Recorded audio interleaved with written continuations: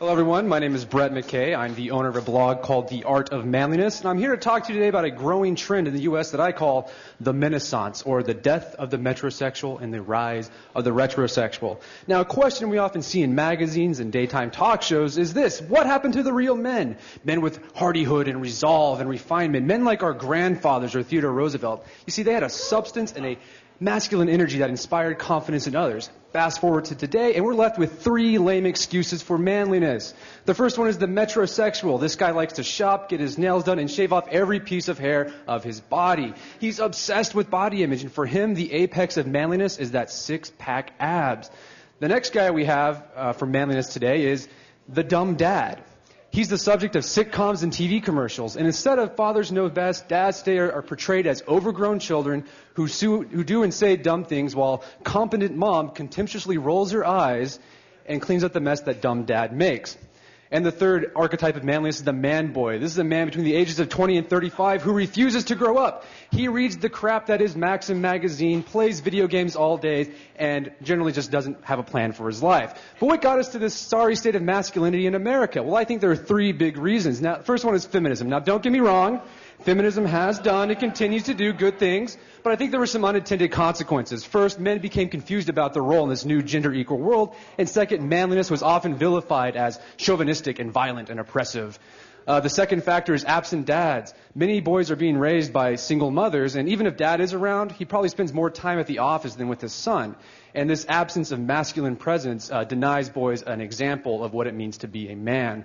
And finally is this one: consumerism. The ancient Greeks and the founding fathers warned that excessive luxury makes men weak and soft because it makes them passive. And today we live in a society with men that passively consume mindless information, and you cannot become a man by looking at Megan Fox's boobs or playing video games.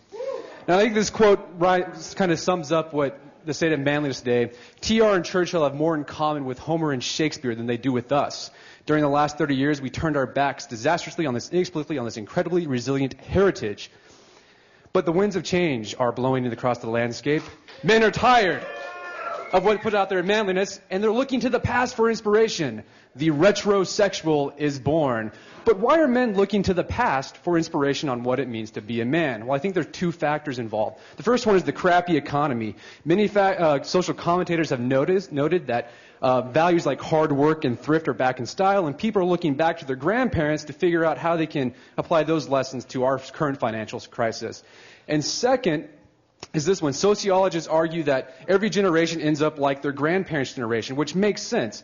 Kids rebel against their parents, and today's kids are rebelling against their baby boomer parents by taking interest in the values of their greatest generation grandparents. So what are some of these trends that we're seeing in the resurgence of masculinity? The first one is in TV. Mad Men is an extremely popular show among young people, and it's dripping with testosterone, and has inspired a generation of men to dress sharper and bring back handsome.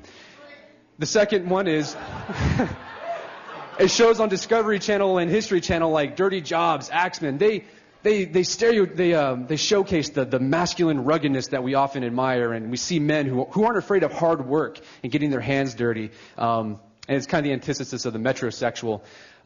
Men are going back to classic masculine style. Instead of wearing fashion-forward, trendy metrosexual clothing, men are putting on classic cut suits, all Mad Men, and wearing outdoor wear. So men are looking for durable clothing that reminds them of their grandfather.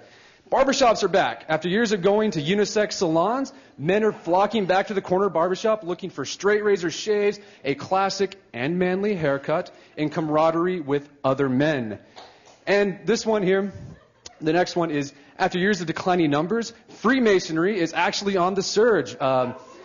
And it's funny, and all the new members are young men, and lodges are reporting that most of the members are members of the World War II generation and Generation X and Y. So it's another example of young men kind of flocking back to the past. Now, a lot of people think this Renaissance is about putting women in their place and reasserting male dominance. It's not. The Renaissance, the retrosexual has no problem with independent and strong women, and they embrace the progress we've made with gender relations. But what the Renaissance is all about is going back to the past, that heritage of manliness, and taking what's the best from it, and recognizing that there are some things we should leave in the dustbin of history, like sexism and homophobia and racism, and just embrace what is good about being a man. And in short, the Renaissance is really about men holding themselves to a higher standard. and becoming the best, most well-rounded man they can be. So please join me in the Renaissance and become a retrosexual. Thank you.